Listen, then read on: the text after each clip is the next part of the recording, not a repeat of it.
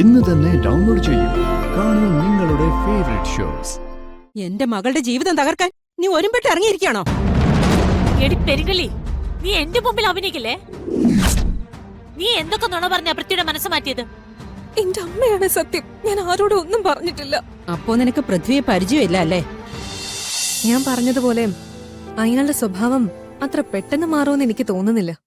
College ടൈമിലെ Prithvi ഒരു സാധാരണ ചെറുപ്പക്കാരനായിരുന്നില്ല. ദുർഗ അവനെ കുറിച്ച് പറഞ്ഞപ്പോഴും അതൊക്കെ കോളേജ് ടൈമിലെ ചെറിയ ചെറിയ ഒഴുപ്പുകളായി മാത്രമാണ് ഞാൻ കരുതിയത്. പക്ഷേ അതങ്ങനെയല്ല. നമ്മൾ എന്ത് ചെയ്യാനാ കിരൺ? അഷിതയുടെ മനസ്സിലും ജീവിതത്തിലും അവനൊരു സ്ഥാനം പിടിച്ചു കഴിഞ്ഞു. അത് പറിച്ചു മാറ്റുക എളുപ്പമല്ല. പ്രത്യേകിച്ച് ഞാൻ പറഞ്ഞ അത് ആരും അംഗീകരിക്കുകയില്ല. എങ്ങനെ ഈ കുരുക്കിൽ നിന്ന് രക്ഷപ്പെടുമെന്ന് എനിക്ക് അറിയില്ല. മറ്റെന്തിനെക്കാളും എന്നെ ഇപ്പൊ വേദനിപ്പിക്കുന്നതും ടെൻഷനാക്കുന്നതും അഷിതയുടെ കാര്യം. താൻ ടെൻഷനാവാതെ നമുക്കൊരു വഴി കാണാം.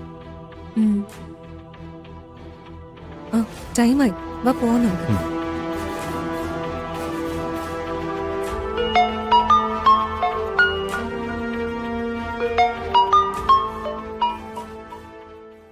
ഹലോ മോളെ, വസുമതി ആന്റിയാ.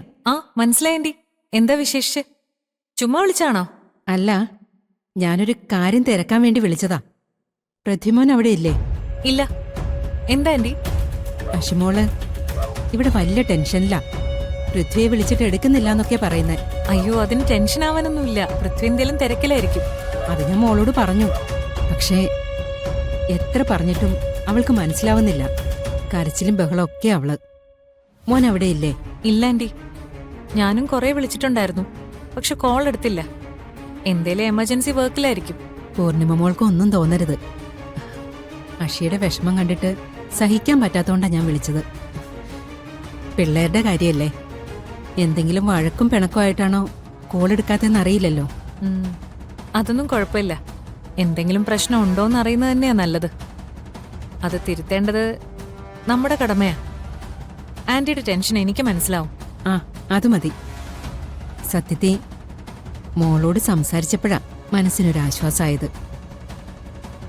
എന്താ പിള്ളേർക്കിടയിൽ സംഭവിച്ചതെന്ന് അറിയാത്തതിന്റെ ടെൻഷനിലായിരുന്നു ഞാൻ. അഷിതയോട് വിഷമിക്കരുതെന്ന് പറയണം. പൃഥ്വി വന്നാലുടനെ അഷിതയെ വിളിക്കാൻ പറയാം. ശരി മോളെ. ആ ശരി ശരി, ഓക്കെ ആന്റി. എന്താ പൂർണിമേ, ആരാ വിളിച്ചത്? വസുമതി ആന്റി ആയിരുന്നു വിളിച്ചത്. അഷിത വിളിച്ചിട്ട് പൃഥ്വി ഫോൺ എടുക്കുന്നില്ല എന്ന് പറഞ്ഞ ആ കുട്ടി ഭയങ്കര ടെൻഷനിലാണെന്ന്. പൃഥ്വി എന്താ ഫോൺ എടുക്കാത്തെന്ന് തിരക്കാനാ ആന്റി വിളിച്ചത്. ആഹാ, അത് കൊള്ളാലോ. കല്യാണത്തിന് മുമ്പേ അവരെന്റെ മോനെ ചങ്ങലക്കിടാൻ ശ്രമിക്കുകയാണോ? അത് ശരിയാണല്ലോ. ഇപ്പോഴേ പരാതി പറയാൻ വിളിച്ചു തുടങ്ങിയ കല്യാണത്തിന് ശേഷമുള്ള അവസ്ഥ എന്തായിരിക്കും?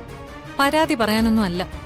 ഫോൺ എടുക്കാതെ വരുമ്പോ പൃഥ്വിക്ക് എന്താ സംഭവിച്ചെന്ന് അറിയാതെ ഒരു ടെൻഷൻ ഉണ്ടാവില്ലേ? അതുകൊണ്ട് വിളിച്ചതാവും. എനിക്കങ്ങനെ തോന്നുന്നില്ല. അല്ലെങ്കിൽ തന്നെ എന്തിനാ ഇത്ര ടെൻഷൻ? അവൻ കൊച്ചു കുഞ്ഞൊന്നും അല്ലല്ലോ. ഈ ഭരണം ഇപ്പോഴേ അനുവദിക്കുന്നത് ശരിയില്ലെന്ന് തന്നെയാ എന്റെ അഭിപ്രായം. നിങ്ങൾ രണ്ടുപേരും എന്തിനാ ഇതിനെ നെഗറ്റീവായിട്ട് കാണുന്നേ? ആഹാ, ഇപ്പൊ ഞങ്ങൾക്കായ കുറ്റം. എന്റെ മോന് 100 തിരക്കുകൾ കാണും. അവന്റെ ഭാര്യയായി വരുന്ന പെൺകുട്ടി അത് മനസ്സിലാക്കി കൂടെ നിൽക്കുകയാ വേണ്ടത്. അല്ലാതെ തൊട്ടതിനും പിടിച്ചതിനും ഒക്കെ സ്വൈര്യം കൊടുക്കാതെ അവനെ ഉപദ്രവിക്കുകയല്ല വേണ്ടത്. ഇതിനൊക്കെ എന്ത് മറുപടിയാ ഞാൻ പറയേണ്ടത്? എനിക്കിത് പൃഥ്വിയോടുള്ള കെയർ ആയിട്ട് മാത്രമാ തോന്നിയത്. അത് പൂർണിമ അവരെ ന്യായീകരിക്കാൻ വേണ്ടി പറയുന്നതാ. ആ പെണ്ണ് അവരുടെ അമ്മയോട് ചെന്ന് പരാതി പറഞ്ഞതുകൊണ്ടല്ലേ അവര് നിന്നെ വിളിച്ചത്. ഞാനൊരു കാര്യം പറഞ്ഞേക്കാം, അവറ്റകളുടെ ഭരണം എന്റെ മോന്റെ നേർക്ക് വേണ്ട. ഈ കല്യാണം കണ്ടെത്തിക്കൊണ്ടുവന്ന പൂർണിമ തന്നെ അത് അവരെ പറഞ്ഞു മനസ്സിലാക്കണം. ഇനി ഇതിന്റെ പേരിൽ ഇവിടെ ഒരു സംസാരം വേണ്ട. എന്താ വേണ്ടെന്ന് എനിക്കറിയാം. എഴുതി തോറ്റു കൊടുക്കരുത്. ഇത് ഏടത്തിയുടെ മകന്റെ ജീവിതത്തിന്റെ കാര്യ. ഇല്ല നീരജെ, എന്റെ മോനെ ആർക്കും അടിമയായി മാറ്റാൻ ഞാൻ സമ്മതിക്കില്ല. അങ്ങനെ തന്നെ വേണം.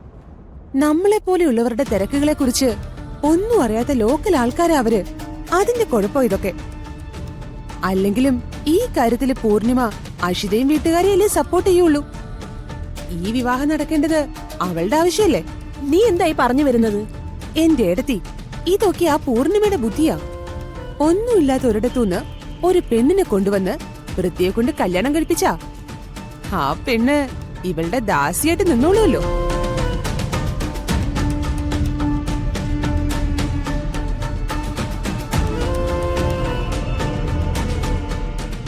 അത് ശരിയാ, ഞാൻ അത്രയ്ക്ക് ആലോചിച്ചില്ല. ഏട്ടത്തിയോടും പൃഥ്വിയോടുമുള്ള സ്നേഹം കൊണ്ടാ ഞാനിതൊക്കെ പറഞ്ഞത്. പിന്നെ ഒരു കാര്യം ഓർത്തോ, ഇപ്പോ നിശ്ചയമേ നടന്നിട്ടുള്ളൂ, കല്യാണം കഴിഞ്ഞിട്ടില്ല. നിശ്ചയം കഴിഞ്ഞ് ഒരുപാട് കല്യാണങ്ങള് മാറിപ്പോകുന്നുണ്ട്. പക്ഷേ കല്യാണം കഴിഞ്ഞാ പിന്നെ ഒന്നും നടക്കില്ല. ഏട്ടത്തി നന്നായിട്ടൊന്ന് ആലോചിക്കും.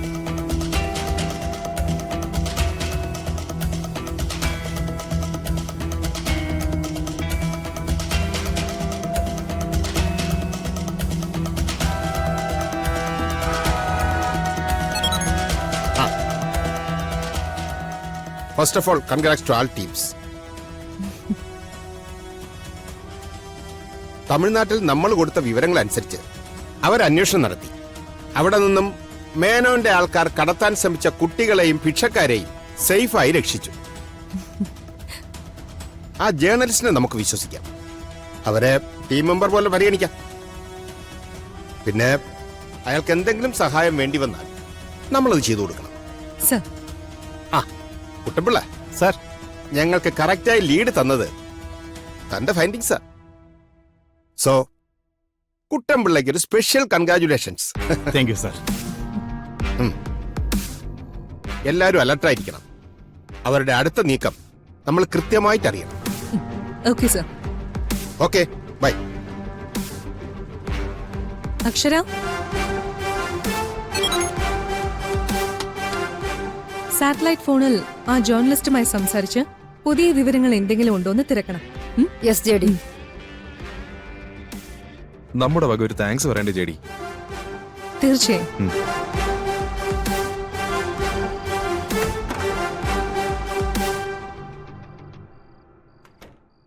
അമ്മേ, പൃഥ്വി നിന്നെ.